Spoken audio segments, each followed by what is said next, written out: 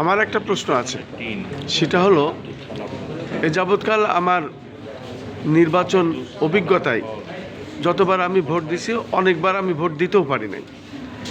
সেটা হলো আপনারা অবৈধ অস্ত্র উদ্ধার করতে বলেছেন, কিন্তু অবৈধ অস্ত্র যারা চালায় তাদেরকে কিভাবে আপনারা ধরবেন বা ধরানোর চেষ্টা করাবেন? এদেরকে না ধরলে তো অস্ত্র আবার চলে আসবে, কারণ ওই এলাকায় তারা মানে একেবারে বেশিরভাগই তারা আছে সন্ত্রাসী। আর এদের চেহারা দেখলেই গ্রামে শুধু ঘুরে আসবে, মানুষ ভয়তেই যা বলবে তার ভোট দিয়ে আসবে, অন্যজনের দেবে না। এটা একটা বিশেষভাবে খেয়াল রাখা দরকার।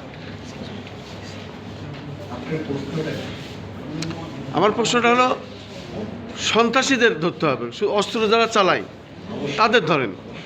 এখন আপনার একটা লাইসেন্স অস্ত্র আছে, যেটা আপনার সেলফ ডিফেন্সের জন্য দরকার, সেটা তো আমরা নিতে বলছি না।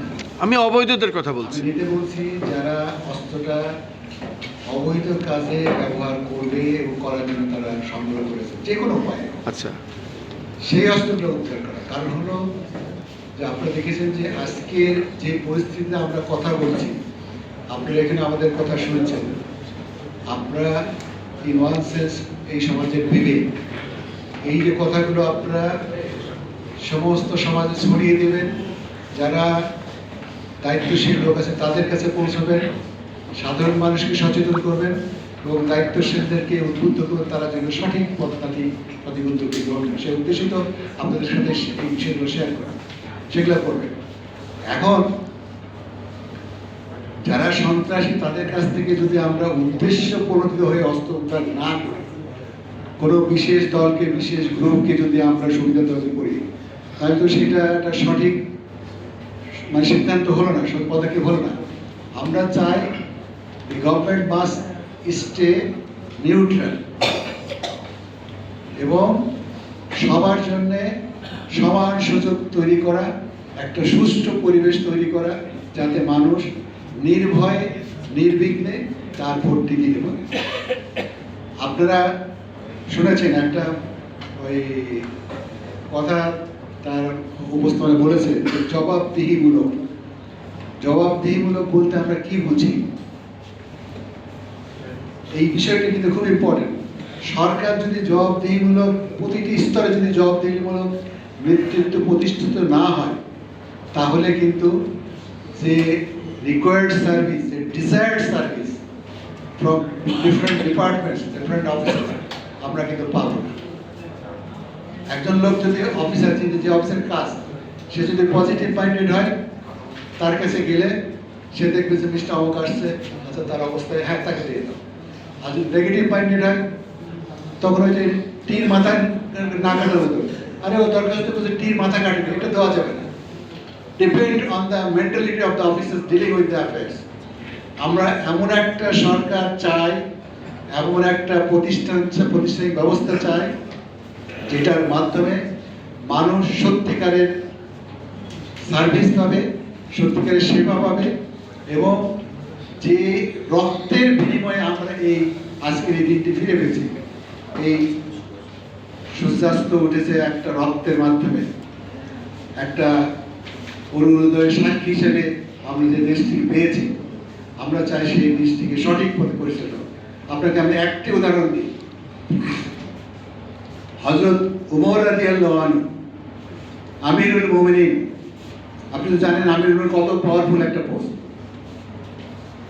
উনি খুতবা দিচ্ছেন, তখন একজন ওই মুসল্লি সাহাবী বলছে, এই ওমর, আমি তোমার খুতবা শুনবো না, তুমি আগে আমাকে জবাব দাও। কি জবাব? রাষ্ট্র থেকে যে আমাদের যে কাপড় দেওয়া হয়েছে, এটা খুব টাইট হয়েছে, আমাদের মানে ঠিক মতো হয় না, তুমি এত ঢিলা ঢিলা কাপড় কোথায় পাইলা? তুমি আমিরুল মুমিনিন, তুমি তাহলে বেশি কাপড় নিচ্ছ? ওমর রাদিয়াল্লাহু বললেন যে আমার এইটা জবাব আমার ছেলে দিবে। তখন তার ছেলে উঠে বললো যে আমার আব্বু তো একটু শরীর ভালো, তো সে যে কাপড় বরাদ্দ পেয়েছে এই কাপড়ে তার জামা হওয়া সম্ভব না, সুতরাং আমরা আমাদের যে অংশটা এটা আমরা আব্বুকে দান করেছি, যার ফলে আব্বুর জামাটা একটু ঢোল লাগছে। এই যে পরিস্থিতি, যে একজন সাধারণ মানুষ আমিরুল মুমিনিনকে চ্যালেঞ্জ করতে পারে যে তুমি জবাব না দাও বলে তোমার কোনো খোদবাদ অধিকার নেই। আমরা সেই রকম জবাবদিহিমূলক পরিস্থিতি সৃষ্টি করতে চাই। Whether he is the president of the country or a layman in the country, everyone has to be accountable to the society, to the system, যাতে কেউ কোনো রকম অন্যায় করতে পারে না পারে, যার যে অধিকার সে পরিপূর্ণ হবে, সম্পূর্ণ হবে, যে সে তো সুস্থ হয়ে পেতে পারে, সেই পরিস্থিতি আমরা সৃষ্টি করতে চাই। সেই রকম প্রশাসন আমরা চাই।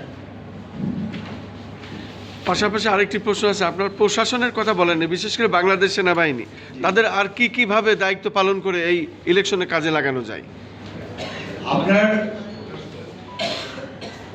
আপনারা তো জানেন যে ইলেকশন কিভাবে হয়।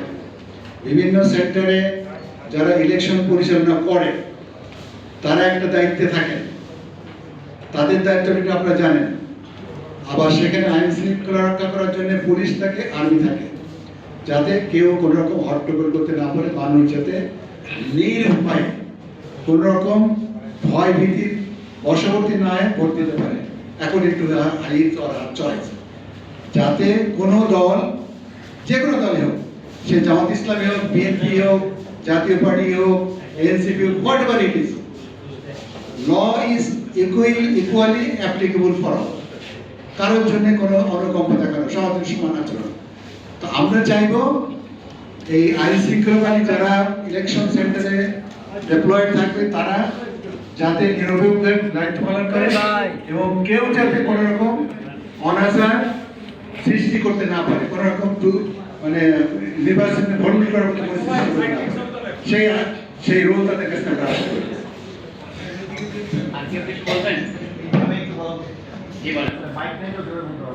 শুধু দর্শক,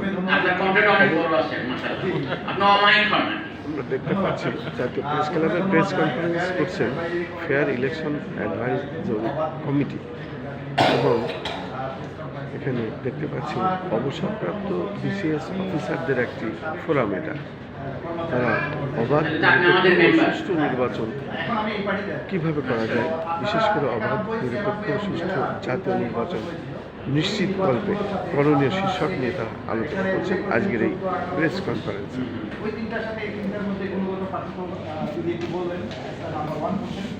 নাম্বার 2 কোশ্চেন হচ্ছে, আমার আগে যে ইলেকশন প্রসেস যেটা আসতেছে, এটার মধ্যে যদি আমরা একটু ডিফেয়ার করি তাহলে মনে হচ্ছে যে টাস্ক ফোর্স কমিটি যেটা আছে ইলেকশন মনিটরিং, সেখানে আপনাদের এখন প্রস্তাবনা আছে কিনা? কারণ এখানে পলিটিক্যাল যে প্ল্যাটফর্ম তাদের একটা বড় ভূমিকা আছে, বিশেষ করে লিডার। তো আপনার এমন একটা টাস্ক কমিটি গঠন করবেন যেখানে সরকারি, বেসরকারি, আপনাদের মতো যারা বিজ্ঞ সেনাবাহিনী বা রিটায়ার্ড অফিসার যারা ইতিপূর্বে বিভিন্ন ইলেকশন কন্ডাক্ট করেছে তারা রিটার্নিং অফিসারকে হেল্প করবে। এই যে একটা প্রস্তাবনা, এবং এই টাস্ক কমিটিটা নিয়োজিত থাকবে লাইক জুডিশিয়াল বা নির্বাহী বিভাগের মতো তাদেরকে